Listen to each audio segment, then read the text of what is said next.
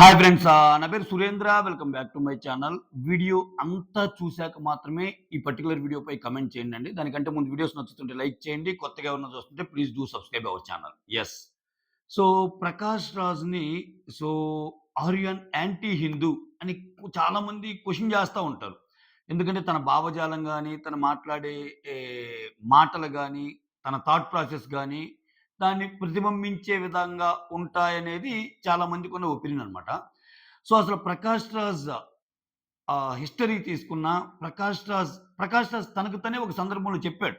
అంటే విలేకరులు మీరు యాంటీ హిందూయిజంని ఎక్కువ ఇది జేస్తారా అంటే జనాలు అలా అనుకుంటారు. నేను యాంటీ హిందూ గాదు. నేను anti Modi, anti Amit Shah, anti Hegde అని తన అక్కసుని తనకు బీజేపీ అంటే పడని ఇదంతా చెప్పేసాడు. అతను ఓపెన్‌గానే ఎక్స్‌ప్రెస్ జేస్తుంటాడు.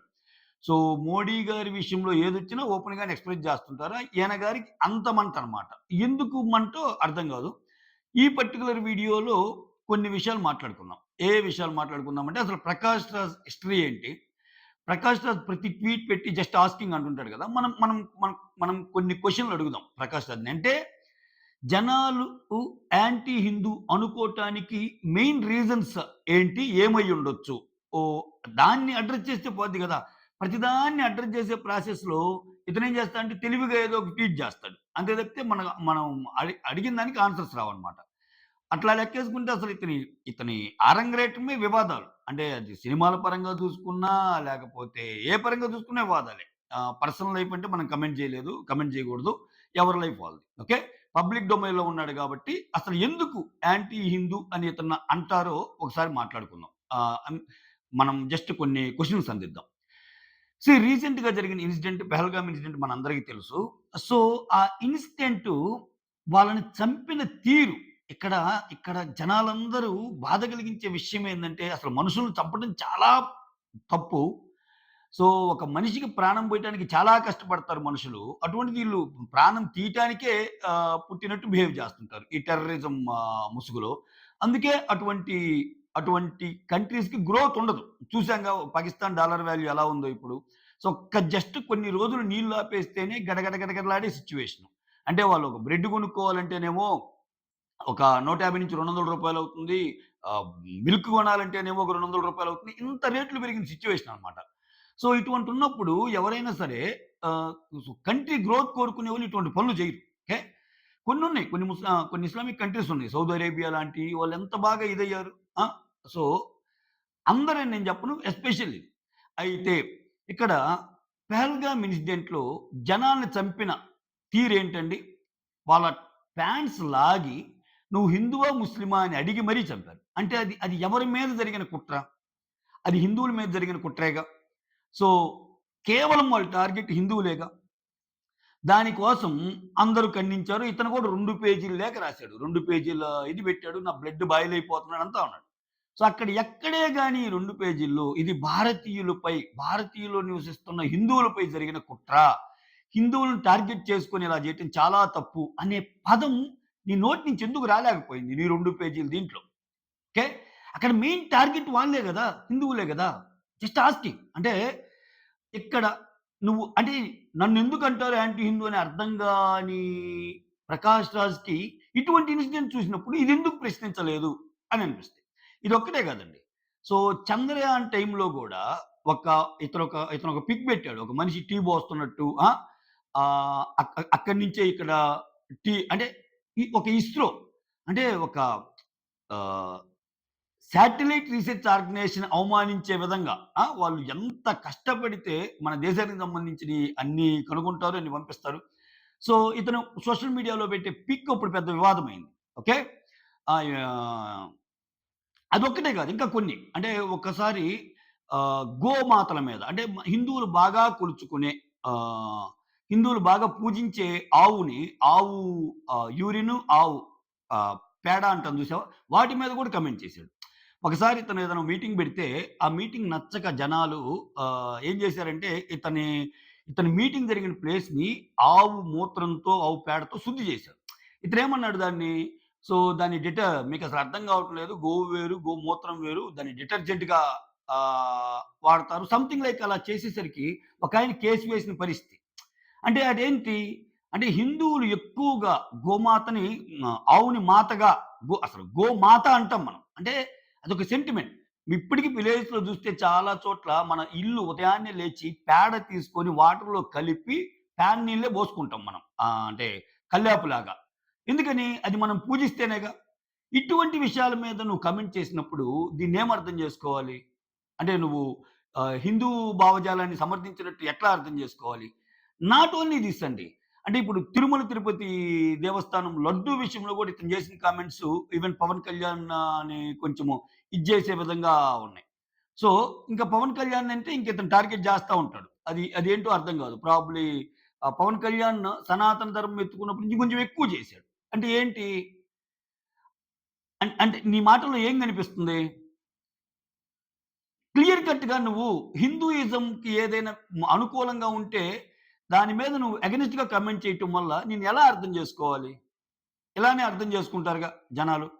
సో, ఇట్లా చెప్పుకుంటూ పోతే చాలా, చాలా, చాలా, చాలా ఇన్సిడెంట్స్ ఉన్నాయన్నమాట. ఇతని మీద చాలా కేసెస్ ఫైల్ అయినాయి. చాలా అయినాయి. వాటికి మళ్ళా ఇతను ఇది జేసుకుంటానే ఉంటాడు. అయితే ఇతను ఇదొక్కటే గాదండి. ఫస్ట్ నుంచి ఇతని వివాదాలే. అంటే ఇతనికి అర్థం కానిదేంటంటే, నీకు మోడీ మీద కోపం ఉంటే రాజకీయంగా విభేదించు తప్పు లేదు. ఎందుకంటే మోడీ మోడీని ఒక బీజేపీ పార్టీ ప్రధానిగా చూసి విమర్శిస్తే పార్టీ పరంగా విమర్శ. సో, మోడీ మీద ఉన్న కోపాన్ని, మోడీ మీద ఉన్న ఇదిని నువ్వు ఎంటైర్ హిందూ భావజాలానికి ఇది చేస్తా. అసలు నా దృష్టిలో మోడీ హిందువే కాదు. ఇట్లా, ఇట్లా చేస్తారు. అంటే ఎట్లా అంటే మోడీనే హిందువు కాకపోతే అసలింకా అదేనండి మనము ఈ మధ్య కొన్ని అంటున్నాయి. ఏ కంట్రీలో పుట్టినోళ్ళు ఆ కంట్రీ కోసం పనిచేస్తారనమాట. మన దరిద్రం ఏందంటే మనదెంత సెక్యులరిజం అంటే, సో ఇక్కడ చూడండి దేశంలోనే అంటే ఒకానొక టైంలో పాకిస్తాన్‌లో ఉన్న ముస్లిమ్స్ కంటే మన కంట్రీలో ఉన్న ముస్లిమ్స్ పర్సెంటేజ్ చాలా ఎక్కువ. అది తగ్గుతా పోయి తర్వాత తగ్గింది కొంచెం. ఇప్పటికి చాలా ఎక్కువ. అంటే ఏం డినోట్ చేస్తుంది? భారతదేశం అనేది రకరకాల మతాలు, రకరకాల కులాలు, డెమోక్రసీ, రాజ్యాంగం ఇయన్నీ ఈ గోడల మీద నడిచే ఒక ఇది గాబట్టే, అసలు ఇటువంటోళ్ళు ఇన్ని మాటలు ఇంత ఓపెన్‌గా అనగలుగుతున్నా. ఇప్పుడు పాకిస్తాన్‌లో ఒక పుట్టి హిందువులకి పాకిస్తాన్‌కి అగైనెస్ట్‌గా ఇటువంటి కామెంట్స్ గాని చేస్తే వాళ్ళెలా ఉంటారు? స్పేర్ చేస్తారా? చేయరుగా. సో, వేరేజ్ మన కంట్రీలో ఉంది. మన కంట్రీలో ఉందా, మన కంట్రీ మన మొత్తం అనుభవిస్తా గూడా, మన కంట్రీనే తిట్టేంత స్వేచ్ఛ మనకుందనమాట. అది రాజ్యాంగం కల్పించిన హక్కు. సో, అటువంటప్పుడు ఇప్పుడు చూడండి, ఇప్పుడు మన మన దేశం ఎంత గొప్పదంటే మనకసలు అటువంటివి ఉండవు. ఎందుకంటే ఇప్పుడు మీరు రీసెంట్‌గా గాని చూస్తున్న మన వాళ్ళలోనే 2 రకాలుగా స్పందించేవాళ్ళుంటారు మీరు గాని అబ్జర్వ్ చేస్తే. ఎక్కడో జరిగిన దానికి, ఎక్కడో జరిగిన ఒక తీవ్రవాద తీవ్రవాదులు చేసిన పనికి చిన్నప్పటి నుంచి మన పక్కన పెరిగి, చిన్నప్పటి నుంచి మనతో ఉంటా, చిన్నప్పటి నుంచి హిందూ, ముస్లిం బాయ్ బాయ్ అనుకుంటా మన వాళ్ళని అనటం తప్పు. మన వాళ్ళు ఏ పాపం తెలీదు మన ముస్లిమ్సు. ఎందుకంటే మన ముస్లిమ్స్ కూడా ఫైట్ చేస్తున్నారు. అసదుద్దీన్ ఓవైసీ లాంటి వాళ్ళు ముందుకొచ్చి అన్నారు. నెక్స్ట్ చాలామంది ముందుకొచ్చి ఫైట్ జేస్తున్నారు. సో, చాలామంది ఎమ్మెల్యేస్ గాని, ప్రజా జీవితంలో గాని కొన్ని చోట్లయితే ర్యాలీ చేశారు ముస్లిమ్సే. సో, దేశ విభజన జరిగినప్పుడు మేమిక్కడ ఉంటాం అన్నోళ్ళందరూ మనోళ్ళే. వాళ్ళు ముస్లిం గానియండి, ఎవరైనా గాని. మేమెళ్ళిపోతామని ఎళ్ళిపోయినోళ్ళు మనోళ్ళు గాదు. సో, అంటే ఇక్కడ ముస్లింకెంత ప్రాధాన్యత ఉందో, క్రిస్టియన్‌కి ఎంత ప్రాధాన్యత ఉందో, హిందువుకి అంత ప్రాధాన్యత ఉంది.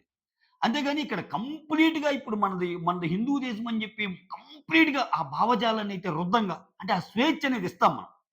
వేరాజ్ ఇప్పుడు నువ్వు హిందువు గురించి ఎత్తినప్పుడల్లా అపోజ్ చేసినట్టే, వేరే వాళ్ళ గురించి అపోజ్ చేస్తే అప్పుడు నీకేదో సెక్యులరిజము అంతా ఒకటే అన్నట్టు వస్తాయి. సో, హిందువుల టాపిక్ వచ్చినప్పుడు మాత్రమే నువ్వు చేసే చర్యలు విపరీతంగా ఉంటాయన్నమాట. సో, అటువంటప్పుడు మీరుగా ఇంక చాలా ఎగ్జాంపుల్ చెప్పొచ్చండి. అంటే మనం లాగదలుచుకుంటే మన మన కంట్రీ ఎంత ఇంపార్టెన్స్ ఇస్తదనేది చాలా ఎగ్జాంపుల్ చెప్పొచ్చు. మన దేశంలో అత్యున్నత పదవైన రాష్ట్రపతిని అధిరోహించింది అబ్దుల్ కలాంజీ. ఎంత అప్రిషియేట్ చేశారు జనాలు.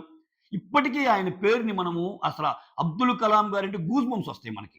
అంటే అతని సేవలు, అతను ఇండియాకి అందించిన సేవలు. అలా అని ఇండియా ప్రజలు ఆయన్ని చూసిన వే. అంటే ఏంటి? జనాలు మంచిగా ఉంటే ఎవరినైనా ఇచ్చేస్తారు. మన దేశానికి ఉపయోగపడేలాగా ఉంటే పనులు. ఇట్లా బోలెడన్ని మనం చాలా మంచి పనులు చేశాం. అంటే ఏది రిలీజియన్‌తో సంబంధం లేకుండా. సో, ఇతను లేస్తే వివాదాలు. ఇక్కడేందంటే ఇక్కడ ఇక్కడ మోడీని టార్గెట్ చేయటానికి ఆహ్, ఆహ్, మోడీ ఏదో పెద్ద తప్పు చేస్తున్నట్టు చూపించే ప్రయత్నం చేస్తాడు. మోడీకి అంత అవసరమే ఉంది. అంటే మోడీ డబ్బు సంపాదించుకొని ఎవరి పేరు మీద రాయాలి? వాళ్ళ భార్య పేరు మీద రాయాలా? ఆయనకి పెళ్లి ఆహ్, ఆహ్, ఆ తతంగం ఏమి లేదుగా. సో, వాళ్ళ కొడుకుల పేరు మీద రాయాలా? పెళ్ళే కానప్పుడు పిల్లలే అలా ఉంటారు ఉండరుగా. సో, ఎవరు? వాళ్ళ వారసులెవరు? ఇప్పుడు మోడీకి వారసులంటే ఎవరు? మోడీ ఆస్తి కోట్లు సంపాదించి ఎవరికి దోచిపెట్టాలి? మోడీ ఏదన్నా చేస్తే జనాల కోసమేగా. సో, ఆ చిన్న లాజిక్‌ని అంటే ఇప్పుడు కొంతమందికి ఈ ఉంటది. ఎంత ఆలోచించినా అందరూ సమానమే. అందరూ నాకు మన దేశ ప్రజలందరూ నాకు సమానమన్న వాళ్ళ ఫ్యామిలీ ప్రయారిటీస్ ఉంటాయి. కానీ మోడీ సింగిలే గదా! సో, మోడీ ఏం చేసినా దేశం కోసమే కదా చేసేది. మోడీకి ఎంత ట్రాక్ రికార్డ్ లేకపోతే అన్ని సార్లు సీఎంగా చేసి, ఆ తర్వాత పీఎంగా లాంగెస్ట్ డ్యూరేషన్ చేసి, నెక్స్ట్ ఎలక్షన్స్ పెట్టినా మోడీయే పీఎం కాగలడు అంటే, సో, అందరూ ఓట్లేస్తేనేగా. అంటే ఈ దేశంలో నాట్ ఓన్లీ హిందూసేగా. సో, ముస్లిమ్స్ గాని, క్రిస్టియన్స్ గాని అందరూ అంటే మెజారిటీ ఆఫ్ ది పీపుల్ మోడీకి సపోర్ట్ చేస్తేనేగా పీఎం అవ్వగలుగుతుంది. అంటే అతని రూలింగ్ బాగున్నట్టేగా. When compared with others. అంటే నీకు ఏదో నచ్చనంత మాత్రాన సో, ప్రతి దాంట్లో వివాదం చేసి ఎలా ఉంటాయి. పోనీ ఇతనిది చూస్తే ప్రతిదీ వివాదమేనండి ఇతనిది. అంటే కాసేపు ఈ పక్కన పెడితే ఈ హిందుత్వ దీనిపై ఆల్రెడీ ఎగ్జాంపుల్స్ మనం చెప్పాం. గోమూత్రంపై చేశాడు. ఆ తర్వాత తిరుమల తిరుపతి లడ్డు వివాదము పై చేశాడు. ఆ తర్వాత ఒక ఇంకా శబరిమలలో మహిళలనే ప్రవేశించడంపై కూడా కొన్ని కమెంట్ చేశాడు. హిందుత్వ మనోభావాలు దెబ్బతినే విధంగా. దాని మీద ఇదైంది. ఇలా చెప్పుకుంటూ పోతే ఒక్కో దానికి ఒక్కో స్టోరీ ఉంటదనమాట.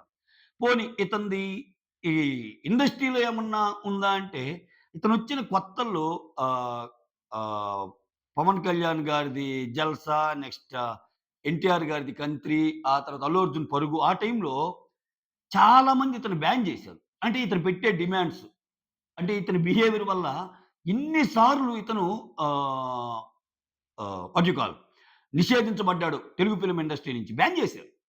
మళ్ళా రావటం, మళ్ళా ఏదో చెప్పటం, మళ్ళా ఇది జేయటం. అంటే ఇదొక్కటే గాదు. ఆయనకి అవసరమైనప్పుడు ఏమైనా లేపుతాడు. సో, ఇప్పుడు మూవీ ఆర్టిస్ట్ అసోసియేషన్ ప్రెసిడెంట్‌గా 'మంచు విష్ణు' గారికి అపోజిట్‌గా పోటీ చేసినప్పుడు మాత్రం ఇప్పుడు 'చిరంజీవి' సపోర్ట్ గావాలి, 'నాగబాబు' సపోర్ట్ గావాలి, 'పవన్ కళ్యాణ్' ఫ్యాన్స్ సపోర్ట్ గావాలి. సో, వేరే దానికి అవసరం లేనప్పుడు మాత్రం 'పవన్ కళ్యాణ్‌కి ఏం తెలుసయ్యా' అంటాడు. ఏం తెలుసంటే 'పవన్ కళ్యాణ్' ఏమన్నాడు? మన దేశంలో ఉంటా, మన దేశాన్ని తిడతా ఉండేవాళ్ళు అనవసరం. సో, దీన్ని సమర్థించే వాళ్ళెవరైతే ఉన్నారో ఈ మారణకాండని, వాళ్ళెళ్లి పాకిస్తాన్‌కే వెళ్లి ఉండండి అన్నాడు. తప్పేముంది? సో, వాటిని సమర్థించే వాళ్ళని గదా ఆయన ఎళ్ళమంది. సో, మనిషి అనేవాడు బుద్ధున్నోడు ఎవడు వాటిని సమర్థించడు గదా! సో, ఒక మనుషుల్ని నువ్వు హిందువా? ముస్లిమా? అని భేదభావంతో చూసి హిందువులనే చంపినప్పుడు, ఆ చర్యను నువ్వు ఏ రకంగా చూడాలి అంటా నేను. సో, నువ్వు రాసిన 2 పేజీల నీ బాధలో, నీ ట్వీట్‌లో ఇది మరీ దారుణం. అసలు ఎక్కడున్నాంరా మనం? అసలు హిందువులేంది? ముస్లిమేంది? ఇది హిందువుల మీద జరిగిన ఇదని క్లియర్ కట్‌గా తెలుస్తుంది. అందుకే మీ దేశం ఇలా అయింది. ఇటువంటి పరుష పదజాలం ఎక్కడ? ఎక్కడ? ఇలా లేనప్పుడు ఆబ్వియస్‌గా క్వెషన్స్ వచ్చే ఛాన్స్ ఉంటాయి గదా! అంటే ఇతను ఫిల్మ్ ఇండస్ట్రీలో కూడా వివాదాలే. సో, ఎవరికి అంటే ఎంత టోన్ అయినా సరే అనేస్తాడనమాట. ఇతను మొత్తం ఇతనికే సర్వం జ్ఞానిలాగా, ఇతను వేరే వాళ్ళకి ఇంకా అసలు ఏమి తెలీదన్నట్టు. ఓకే. ఇతనికి నాలెడ్జ్ ఉంటే ఉండొచ్చు. ఇతను బ్రిలియంట్ యాక్టర్. దాంట్లో నో డౌట్. చాలా బ్రిలియంట్ యాక్టర్. కాపోతే ఆ యాక్టింగ్ అనేది తెర వరకే ఉంటే బావుంటది గానీ, తెర ముందు గూడా నిజ జీవితంలో గూడా యాక్టింగ్ చేస్తే నచ్చదు గదా! ముందు ముందు మనిషిలాగానే ఉండాలి గదా! సో, నువ్వు నీకు నచ్చని వ్యక్తుల్ని విమర్శించే క్రమంలో నీ వ్యక్తిత్వాన్ని కోల్పోతే అది అంటే ఇప్పుడు నువ్వెంత పెద్ద సెలబ్రిటీవి. నువ్వు చెప్పే మాటలకు ప్రభావితం అయ్యేవాళ్ళు ఎంతో కొంతమంది ఉంటారుగా. అయ్యో! 'ప్రకాష్ రాజ్' లాంటోళ్ళు నిజం చెప్తున్నారేమో అనుకుంటే ఏంటి పరిస్థితి? ఏమైపోద్ది? సో, 'ప్రకాష్ రాజ్' ఎంత చెప్పినా నన్నెందుకలా అనుకుంటారు? ఆ! నేను యాంటీ హిందూని కాదు అని అనుకున్నా, ఇటువంటి ఇన్సిడెంట్ చూసినప్పుడు నిన్న ఆయన 2 పేజ్ లెటర్‌లో మెన్షన్ చేయలేకపోవటం ఒకటి, గోమూత్రం మీద వ్యాఖ్యలొకటి, తిరుమల తిరుపతి దేవస్థానం మీద లడ్డూ నాణ్యత మీద వ్యాఖ్యలొకటి. ఆ! ఆ తర్వాత 'శబరిమలై' దీని మీద వ్యాఖ్యలొకటి. అంటే ఎన్నున్నాయో ఇట్లా చెప్పుకుంటా పోతే. అన్నీ రిలేటెడే మళ్ళా. ఇటువంటియన్నీ చూసినప్పుడు ఏమనిపిస్తుంది? ఖచ్చితంగా ఇతనికి ఏదో పడదేమో, హిందూ భావజాలం అంటే నచ్చదేమో అని జనాలకి డౌట్ రావడంలో తప్పేంటి? నువ్వు మాట్లాడే మాట నువ్వు సపోర్టివ్‌గా ఉంటే, సపోర్టివ్‌గా లేకపోయినా అట్‌లీస్ట్ న్యూట్రల్‌గా ఉంటే న్యూట్రల్ అనుకోవచ్చు. అట్లా గూడా లేదే. నీ నీ ఫోకస్ అంతా ఎప్పుడూ హిందువుల మీద ఉన్నప్పుడు, what is this Prakash Raj అని ఖచ్చితంగా అడుగుతారు. So, that's all. Thank you so much. మీకేమనిపించిందో కామెంట్ చేయండి. ప్రకాష్ రాజ్ తీరు ఇటీవల ఆయన అక్కసు గాని ఏదైనా. సో, ఆయనకి నచ్చకపోతే ఏదైనా అంటాడండి. మనం మనం చూసాం. ఓయమ్మ! మూవీ ఆర్టిస్ట్ అసోసియేషన్ ప్రెసిడెంట్ అది. అది చిన్న పదవండి. దానికోసం ఎన్ని రాజకీయాలు, ఎన్ని కథలు, దానికోసం ఆయనకి సపోర్ట్‌గా వచ్చిన వాళ్ళందరిని ఇది జేయటము. ఎక్కడ నీలో? ఆ! పదవీకాంక్షతోటి అలా జేస్తున్నారు, ఇలా జేస్తున్నారని జెప్పి అసలు మనకొక మనల్ని ఆదుకున్న ఇండస్ట్రీకి ఒక డిసిప్లిన్‌తో పని జేయాలి. అంటే నీలో ఎంత టాలెంట్ అయినా ఉండొచ్చు, ఎంత బ్రిలియంట్ యాక్టర్ అయినా ఉండొచ్చు. డిసిప్లిన్ లేకపోతే చాలా జీవితాలు ఏమైపోతాయో మనం రియల్ టైమ్‌లో చూసాం. సో, ఒకరు గాదు, ఇద్దరు గాదు. ఇన్ని సార్లు ఆయన్నెందుకు బ్యాన్ జేయాల్సొచ్చింది? డైరెక్టర్‌లని కేర్ చేయడు, హీరోస్‌ని కేర్ చేయడు, డబ్బులిచ్చే ప్రొడ్యూసర్స్‌ని కేర్ చేయడు. సో, అది రిఫ్లెక్ట్ అవుతుంది గదా! నీ mentality. That's all. Signing off మీ సురేంద్ర. నచ్చితే లైక్ చేయండి.